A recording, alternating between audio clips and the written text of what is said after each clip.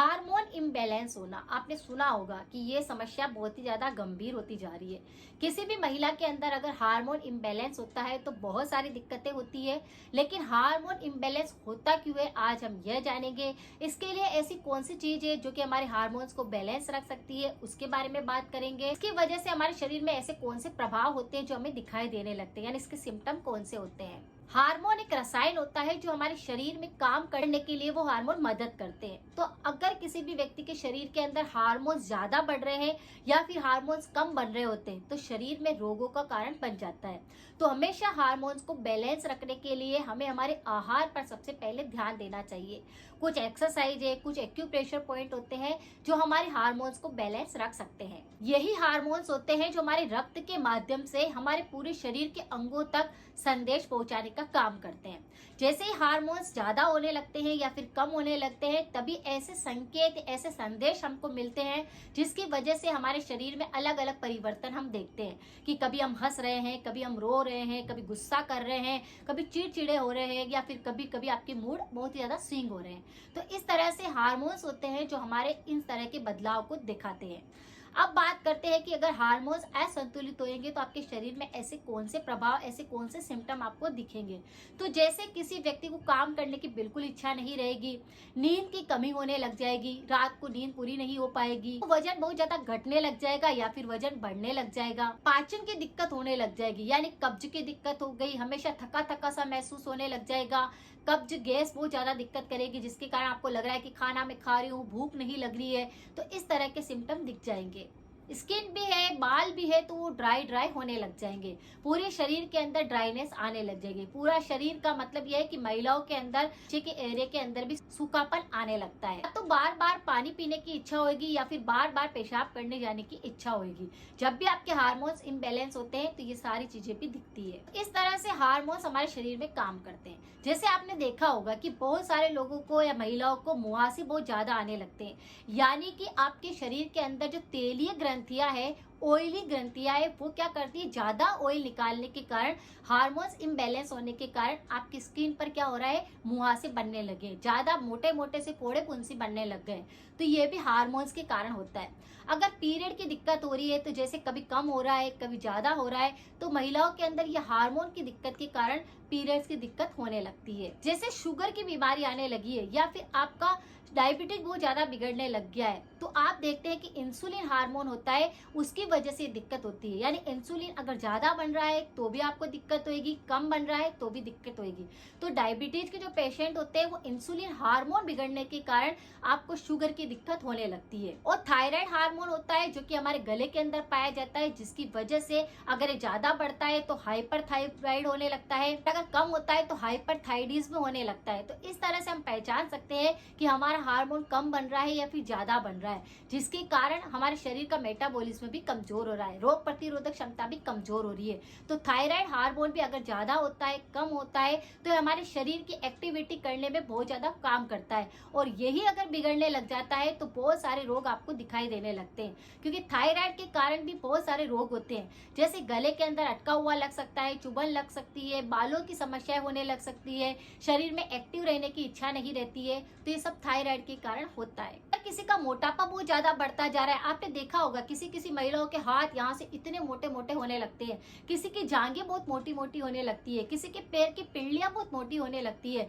यानी उनके शरीर में मोटापा ऐसे ही नहीं बढ़ रहा है, उनका जो कोर्टिसोल हार्मोन है वह ज्यादा बढ़ने लगा है, जिसके कारण ये दिक्कत हो रही है। लेकिन सब लोग इसको समझते ही नहीं है कि हार्मोन क्या चीज है। हार्मोन ही हमारे शरीर में ऐसे हैं जो हमारे क्रिया करने में काम आते हैं, वो संदेश पहुंचाते हैं। तो आपको इसको समझना है। किसी भी व्यक्ति के शरीर में अगर ये सारी बीमारियां हो रही है कि जैसे थायराइड की दिक्कत हो रही है, तो आपको समझ लेना है कि थायराइड हार्मोन बढ़ रहा है या फिर घट रहा है। अगर आपके शरीर में मोटापा बहुत बढ़ रहा है तो आपको समझ लेना है कि कोर्टिसोल हार्मोन बढ़ रहा है। अगर शुगर की दिक्कत हो रही है तो इंसुलिन ज्यादा बन रहा है या फिर कम हो रहा है। तो इस तरह से आपको समझना है कि ये हार्मोन से जिसकी गड़बड़ी के कारण आपके शरीर में बीमारियां आ रही है। और ये होता क्यों है, आहार के कारण। अगर आहार के अंदर आप सही डाइट लेते हैं तो आप देखते हैं कि आपके शरीर में बीमारियां बिल्कुल ठीक है, कंट्रोल में है, आपकी चाहे उम्र कुछ भी हो गई है, लेकिन अगर आप सही आहार लेते हैं तो शरीर में कोई रोग नहीं आता है। तो बहुत सारी ऐसी चीजें हैं जिनको आप अपनी डाइट के अंदर शामिल कर सकते हैं, जिसमें ज्यादातर महिलाओं को ध्यान देने की आवश्यकता है।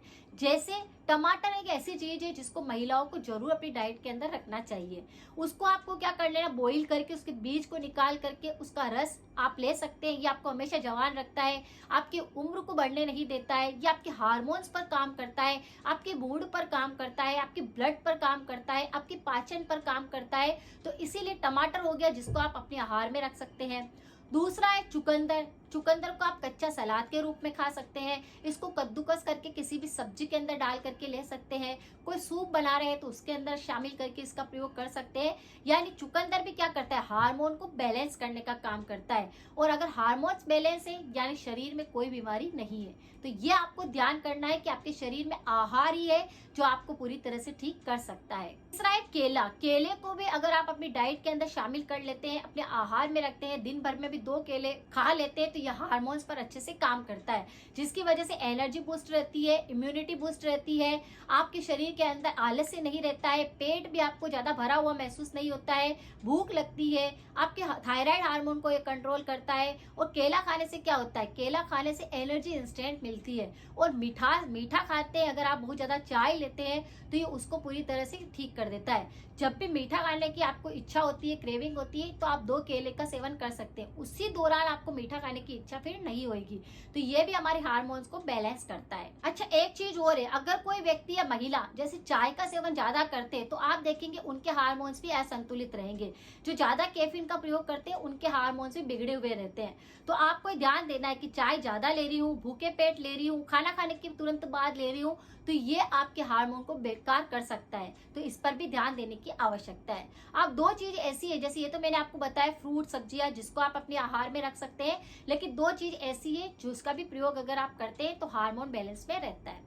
पहली चीज है अलसी। अलसी को आप भून कर खा सकते हैं, अलसी का आप पाउडर बनाकर उसका पानी ले सकते हैं, अलसी को आप ऐसे ही फाकी लेकर के खा सकते हैं। यानी अलसी को भी अगर डाइट में शामिल किया जाए तो यह हार्मोन को बैलेंस रखता है, पाचन को बेहतर बनाता है, मेटाबॉलिज्म को सुधारता है, डायबिटीज पर काम करता है, एनर्जी लेवल को बढ़ाता है, हार्मोन को सबसे ज्यादा अच्छा कर देता है। इसीलिए आप अलसी का प्रयोग भी कर सकते हैं। अब महिलाओं के लिए एक सबसे बेहतर चीज है जो आपको जरूर साल भर के अंदर एक बार जरूर लेनी चाहिए। सर्दियों के अंदर अगर गोंद के लड्डू बना करके आप खाते हैं तो आपके शरीर में हार्मोन बैलेंस में रहते हैं। जी हाँ, आपको बबूल का गोंद लेना है और उसके लड्डू बना करके अगर आप खाते हैं तो आपको किसी प्रकार के शरीर में दर्द नहीं होते हैं, तीनों दोष संतुलित रहते हैं, पीरियड सही रहते हैं, हार्मोन बैलेंस में रहते हैं, और ये गोंद के लड्डू शरीर के अंदर आपकी ताकत भी बढ़ते हैं।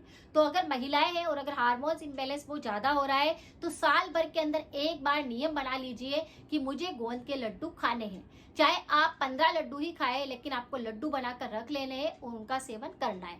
तो इस तरह से ये ऐसी चीजें हैं जिससे आपका आहार अच्छा रहेगा, तो आपका शरीर के अंदर हार्मोन्स इम्बैलेंस नहीं होंगे और आप एक्टिव रहेंगे, शरीर में कोई रोग फिर नहीं आएगा। हार्मोन जब बैलेंस में नहीं रहते हैं तो हमें बहुत सारी दिक्कतें और देखने को मिलती है, जैसे विटामिन डी की दिक्कत हो जाएगी, विटामिन B12 कम हो जाएगा, विटामिन सी की दिक्कत होने लग जाएगी, कैल्शियम की दिक्कत होने लग जाएगी, आयरन की दिक्कत होने लग जाएगी। तो इसीलिए हमारे हार्मोन्स को बैलेंस रखने के लिए हमें ये सारी चीजें अपने आहार में शामिल करनी चाहिए। और इन सारी की सारी चीजें मैंने आपको खाने के लिए जो बताई है उन सब के अंदर विटामिन सी भी है, विटामिन B12 भी है, विटामिन भी है, कैल्शियम भी है, आयरन भी है। तो आपको इनसे सारी चीजें मिल जाएगी जिससे आपकी हड्डियां मजबूत होगी और हार्मोन बैलेंस में रहेंगे।